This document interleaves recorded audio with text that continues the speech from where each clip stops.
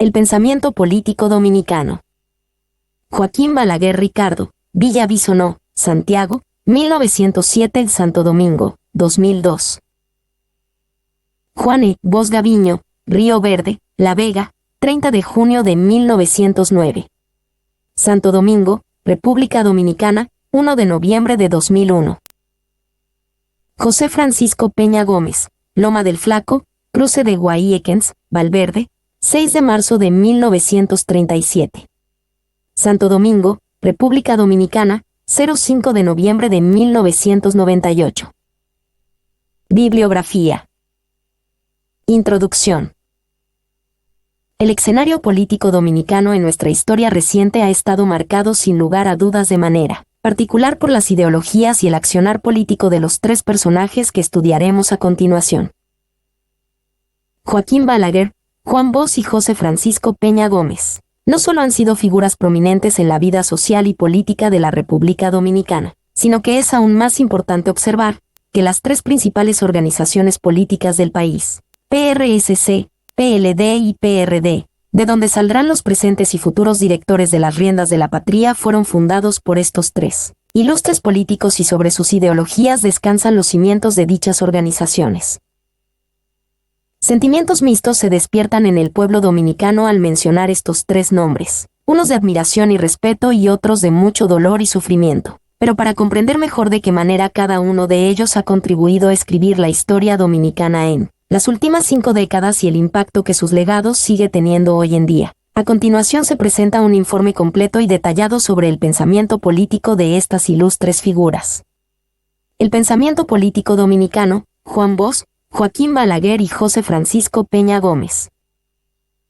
Joaquín Balaguer Ricardo, Villa Bisonó, Santiago, 1907 Santo Domingo, 2002. Político conservador dominicano que fue presidente de la República Dominicana en los periodos 1960 a 1962, 1966 a 1978 y 1986 a 1996.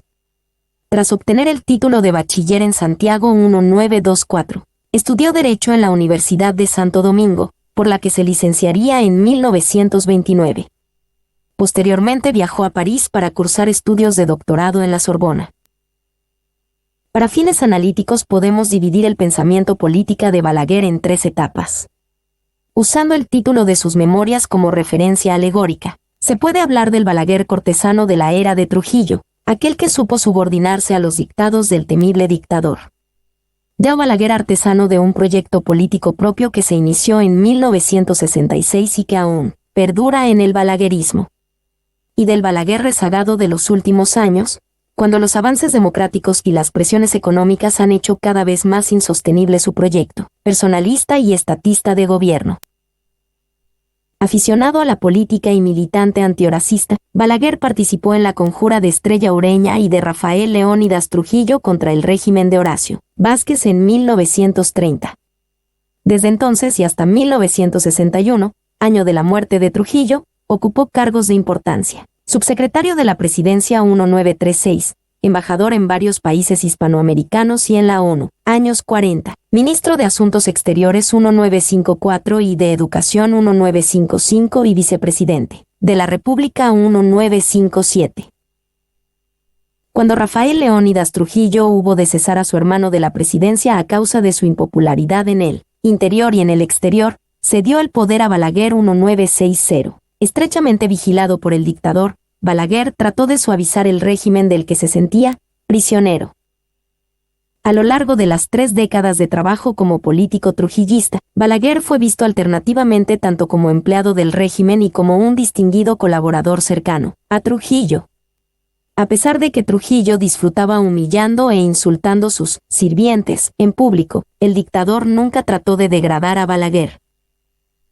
Balaguer reciprocó ese respeto hacia Trujillo durante los 30 años de dictadura como uno de los colaboradores más eficientes del régimen, sin parecer perturbado ni mostrar el menor gesto de disgusto por los excesos y aberraciones que eran comunes en aquella época. Balaguer fue, sin duda, un ministro útil de Trujillo. El 1 de julio de 1966 Balaguer tomó posesión de su primera presidencia con mandato popular directo y por un periodo cuatrienal, inaugurando uno de los lideratos estatales más prolongados y controvertidos en la Latinoamérica contemporánea. Balaguer encontró una nación severamente golpeada por décadas de turbulencia, con tiempos cortos de paz, y prácticamente ignorantes de la democracia y los derechos humanos. Durante su campaña electoral solía dirigir sus mensajes propagandísticos a la mujer dominicana y al campesino, tratando de atar a su proyecto político personal las fracciones más conservadoras de estos sectores sociales. Apoyándose en la oligarquía terrateniente y en la alta oficialidad militar que, como él, había servido a Trujillo, estableció un régimen fuertemente conservador, tradicionalista y de democracia restringida, que instrumentó con habilidad el recuerdo de los horrores de la pasada dictadura y de la reciente guerra civil, el temor a los desórdenes revolucionarios y las circunstancias internacionales de la Guerra Fría, que en el área del Caribe no admitían indefiniciones con respecto a la Cuba castrista.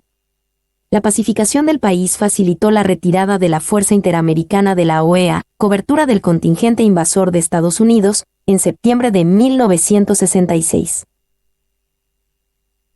Su estilo de gobierno, autoritario y drástico con las cortapisas a la oposición, pero al mismo tiempo paternalista y alejado de la gestualidad ofuscada o visceral, conforme a su faceta de hombre de letras y profundamente culto, le encasilló en una particular categoría del despotismo ilustrado o del caudillismo populista, si acaso compartiendo escuela con su coetáneo ecuatoriano José María Velasco Ibarra, otro maestro de la oratoria y de las resurrecciones políticas. No tuvo reparos en enmendar la Constitución que él mismo había promulgado el 28 de noviembre de 1966 para permitir la renovación indefinida del mandato presidencial, reflejando el deseo de asirse al poder pero salvaguardando las formas de la democracia representativa. Libre de ese obstáculo jurídico, se presentó a los comicios del 16 de mayo de 1970 y ganó con el 57,2% de los votos con la ayuda de las intimidaciones y agresiones de la Banda Colorá, temible milicia del PR organizada un poco al estilo de los infames Tantens Mecut del vecino dictador en la parte haitiana de la isla de la Española, François Duvalier, quien, por cierto, tenía la misma edad que Balaguer, el boicot de voz y, finalmente, el fraude electoral. La sensación de que en la República Dominicana había un híbrido de dictadura y democracia, y con más rasgos de la primera que de la segunda, se reprodujo en las elecciones del 16 de mayo de 1974, cuando el PRD y los otros partidos signatarios del denominado Acuerdo de Santiago retiraron a su candidato, el latifundista silvestre Antonio Guzmán Fernández, por considerar que no se daban las mínimas garantías y como protesta por los desafueros de los paramilitares balagueristas. En estas circunstancias, el aspirante a la reelección solo compitió con un rival de escasa entidad, el contraalmirante Luis Homero Lajara Burgos, del derechista Partido Popular Demócrata, PPD, y se hizo con el 84,7% de los sufragios, mientras que su partido ganó 80 de los 94 escaños de la Cámara de Diputados y los 27 del Senado. La abstención alcanzó el 50%. Balaguer fue el gran constructor.